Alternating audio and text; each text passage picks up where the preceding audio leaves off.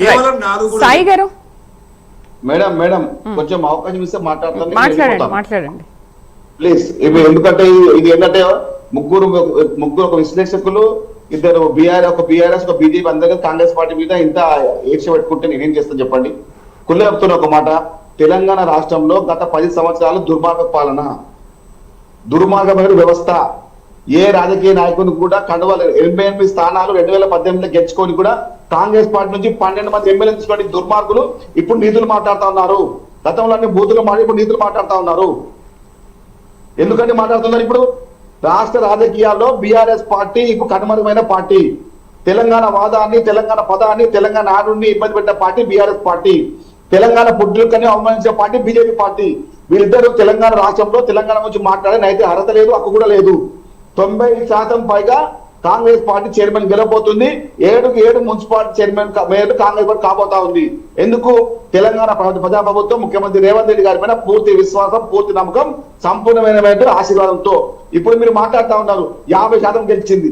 గతంలో 88 ఎమ్మెల్యేలు గెలిచినటువంటి బీఆర్ఎస్ పార్టీ 12 మంది కాంగ్రెస్ పార్టీ ఎమ్మెల్యేకున్నప్పుడు అప్పుడు మాట్లాడలేని బీఆర్ఎస్ నాయకులు ఇప్పుడు మాట్లాడుతా ఉన్నారు మేము రాజకీయ వ్యవస్థని, రాజ్యాంగ వ్యవస్థని ఇబ్బంది పెట్టింది బీఆర్ఎస్ పార్టీ.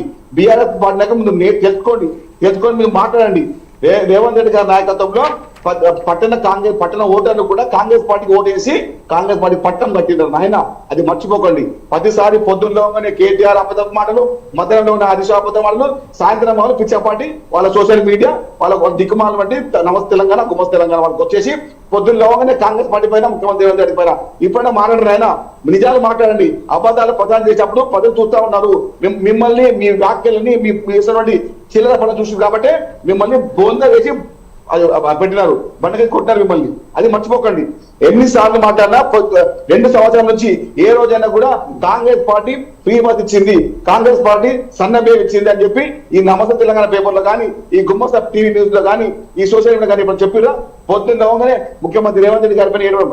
అయినా కానీ తెలంగాణ ప్రజలు కూడా స్పష్టంగా రేవంత్ రెడ్డి గారి నాయకత్వాన్ని బలపరిచారు. ఎక్కడైనా కూడా అభివృద్ధి నినాదంగా ముందుకెళ్లారు. బీఆర్ఎస్ పార్టీ నాయకులు ఎన్ని అబద్ధాలు మాట్లాడినా, ఎన్ని వేసినా వాళ్ళకి గెలవ సమస్య లేదు. మంచిర్యాల మున్సిపల్ కార్పొరేషన్ లో మహారాష్ట్ర ముఖ్యమంత్రి వచ్చినాడు ఫడ్నవీస్ గారు. కానీ ఆడ గెలిచింది ఏంటండి? ఒక సీట్ గెలిచింది బీజేపీ పార్టీ, 4 సీట్లు గెలిచింది బీఆర్ఎస్ పార్టీ, 55 కార్పొరేట్ గెలిచింది కాంగ్రెస్ పార్టీ. ఇది కాంగ్రెస్ పార్టీ మీద విశ్వాసం. నల్గొండ కాంగ్రెస్ పార్టీయే, మహబూబ్ నగర్ కాంగ్రెస్ పార్టీయే, రామగుండ కాంగ్రెస్ పార్టీయే, అదే విధంగా కొత్తగూడెం కాంగ్రెస్ పార్టీయే. కేవలం కరీంనగర్, నిజామాబాద్ లో 2 ఎంపీ, ఒక కేంద్ర మంత్రి, ఒక ఎంపీ ఉండి గెలిపించిన వ్యవస్థలో కేవలం హిందూ ముస్లిం తప్ప ఇంకేం మాట్లాడే బీజేపీ నాయకులు ఎన్నికల్లో ఓట్లు అడిగిన అయితే లేదు. అది కూడా కాంగ్రెస్ పార్టీ స్పష్టమైన మెజారిటీ వచ్చుకుంటే, కానీ హిందూ ముస్లిం వ్యవస్థని పక్కన పెట్టుకొని గెలిచిన బీజేపీ బీఆర్ఎస్ కూడా ఎప్పుడు కూడా సిరిసిల్ల ఎట్లా గెలిచండి బీఆర్ఎస్ పార్టీ బీజేపీ యొక్క ములాఖత్తు, ఆదిలాబాద్ ఎట్లా గెలిచండి బీజేపీ పార్టీ బీఆర్ఎస్ ములాఖత్తు. ఈ ములాఖత్ చేసినా కూడా 10-12 సీట్లు గెలలేరు. 116 సీట్లతో కాంగ్రెస్ పార్టీ సెంచరీ కొడుతుండే. ఈ దుర్మార్గమైన రాజకీయ వీరులని బీఆర్ఎస్ బీజేపీ పార్టీ సిరిసిల్ల గెలవనికే బీజేపీని బీఆర్ఎస్ ని బీజేపీకి తాకట్టు పెట్టిండు. మీ కళ్ళకుండా తాకరామారావు పోయి తాకరామని అడగండి పోయి బీజేపీ నాయకులారా. ఇప్పుడు మీ నాయకుడు కోసము మీ నాయకుడి భాషలాగా మీ భాష ఉంటే మేమేం చేయలేము. మీ దుర్మార్గమైనటువంటి భాష, మీ పదజాలము ప్రజలు అసహించుకుంటున్నా కూడా మీకు ఇంకా కూడా మార్పు వస్తలేదు. మీరు మారండి బ్రదర్. మీకు విజయం, మీకు అధికార గర్వం తలకెక్కితే మేమేం చేస్తాం? అధికారంలో ఉన్నంత మాత్రాన మీరే శాశ్వతం, నేనే ఇవాళ మీ నాయకులు తలపోగులతో మాట్లాడతారు. మీ నాయకులాగా మీరు మాట్లాడుతూ ఉన్నారు, ప్రజలు చూస్తున్నారు.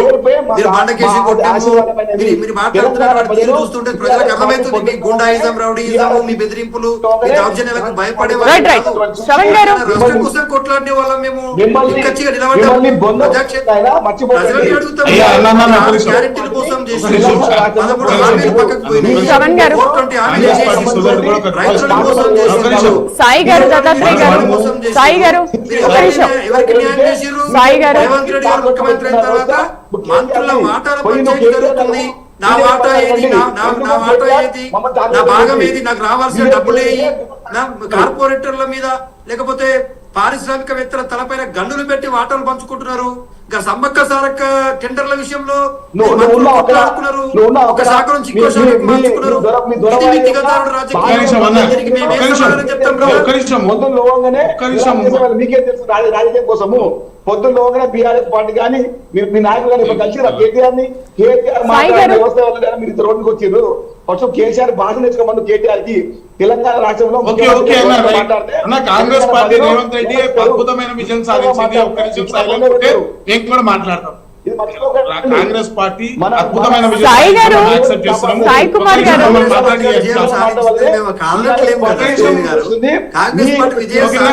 రేవంత్ రెడ్డి గారి నాయకత్వంలో తెలంగాణ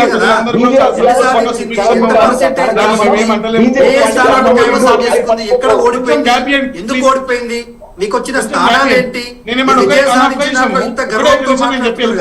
కొద్దిగా నేనేమన్నా ఇప్పుడు ఎవరు ఎమోషనల్ కావాల్సిన అవసరం లేదు. మన వ్యక్తిగత పంచాయతీ ఏం కాదు. ఎవరి అభిప్రాయాన్ని వాళ్ళు పెడుతున్నారు. అల్టిమేట్ గా ప్రజలు నిర్ణేతలు. మనం ఎమోషనల్ అయితే దాని వల్ల ఉపయోగం లేదు. ఒక నిమిషం నేను అభిప్రాయం ఎవరి అభిప్రాయాలు వాళ్ళు చెప్తున్నారు. ఇందాక ఎవరు అన్నారు, ఇప్పుడు మనం అవునన్నా కాదనుకున్నా తెలంగాణ రాష్ట్రంలో రాజకీయ పరిస్థితులు ఏ విధంగా ఉన్నాయంటే, సెంట్రల్ ఎలక్షన్స్ వచ్చేసరికి ప్రజలు వేరే విధంగా ఆలోచిస్తున్నారు, స్టేట్ ఎలక్షన్స్ వచ్చేసరికి ఒక రకంగా ఆలోచిస్తారు, లోకల్ బాడీ ఎలక్షన్స్ వచ్చినప్పుడు ఒక రకంగా ఆలోచిస్తారు.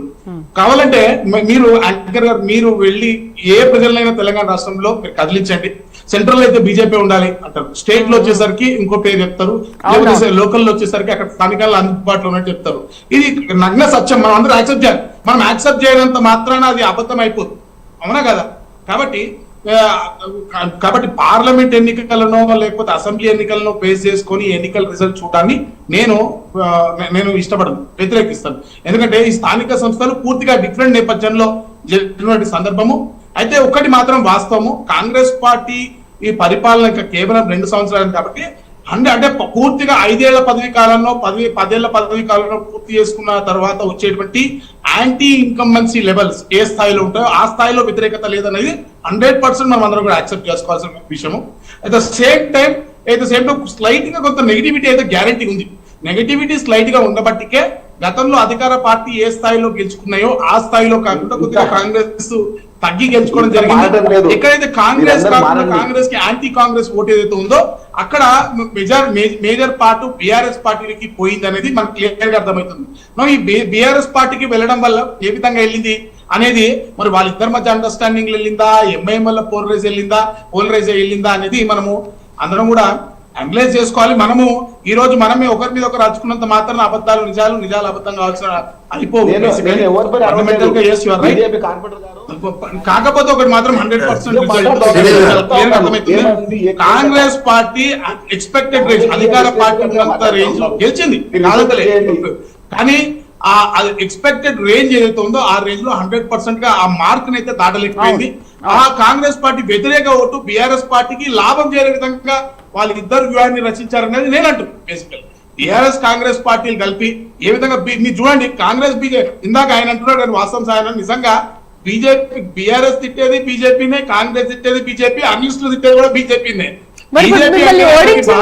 వాస్తవంగా వేరే బీజేపీ ఒక సపరేట్ స్టాండ్ లో వెళ్తుంది కాబట్టి బీజేపీకి ఒక ఇండిపెండెంట్ ఐడియాలజీ ఉంది కాబట్టి బీజేపీని మీరు అందరూ కూడా టార్గెట్ చేస్తున్నారు తప్ప వాస్తవంగా నేను రిజల్ట్ యాక్సెప్ట్ చేయడంలో ఎక్కడ కాబట్టి మేము అనుకున్న స్థాయిలో ఫలితాలు సాధించలేదు. కానీ మీరు చూడండి ఎక్కడైతే ఉన్నాయో హెవీ అర్బన్ పాపులేషన్ రేంజ్ లో భారతీయ జనతా పార్టీ చాలా గణనీయమైనటువంటి విజయాలు నమోదు చేస్తున్నారు. కరీంనగర్ కానీ నిజామాబాద్ కానీ ఖచ్చితంగా జిహెచ్ఎంసీలో కూడా 100% ఆ లెవెల్లో పర్ఫార్మ్ చేస్తున్నటువంటి పూర్తి నమ్మకము విశ్వాసము నాకు గ్యారంటీ ఉంది.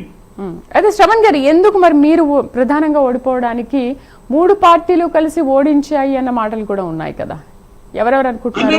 అందులో కాంగ్రెస్ మీరు చూసినట్టయితే నేను చెప్పలేదు, ఇది అసదుద్దీన్ ఓవైసీ గారు డైరెక్ట్ గా నిజామాబాద్ మేము ఎవరు చెప్తారు రెడ్డి అయినా రావైనా మేము చెప్తేనే వాళ్ళు అక్కడ సీట్ లో కూర్చుంటారు, వాళ్ళు మా ఇంటికి వస్తారు తప్ప మేము ఎవరి ఇంటికి పోమని డైరెక్ట్ అసదుద్దీన్ ఓవైసీ అన్నాడు. అంటే అటు రేవంత్ రెడ్డి గారు కానివ్వండి, అటు చంద్రశేఖర్ రావు మా చేతుల్లో ఉన్నారు, మేము చెప్పినట్టుగా నడుస్తున్నామని ఆయన డైరెక్ట్ ఓవైసీ చెప్పిన మాట మేడం, నేను చెప్పలేదు.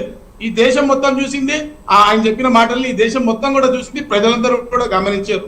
కాబట్టి ఈ ముగ్గురు మేము ఫస్ట్ నుంచి కూడా చెప్తానే ఉన్నాం, ఈ ముగ్గురు కలిసి ఏ విధంగా ఓట్ బ్యాంక్ కిషన్ రెడ్డి కూడా రెడ్డిగా మరి. సీట్లను పంచుకోవాలనే ఆలోచనలో బీజేపీని డైల్యూట్ చేస్తున్నారు అనేది క్లియర్ గా నేను రాకున్నటువంటి అభిప్రాయం. ఆయన కిషన్ రెడ్డిని ఉద్దేశించి అనొచ్చండి, కిషన్ రెడ్డి రెడ్డే కదా.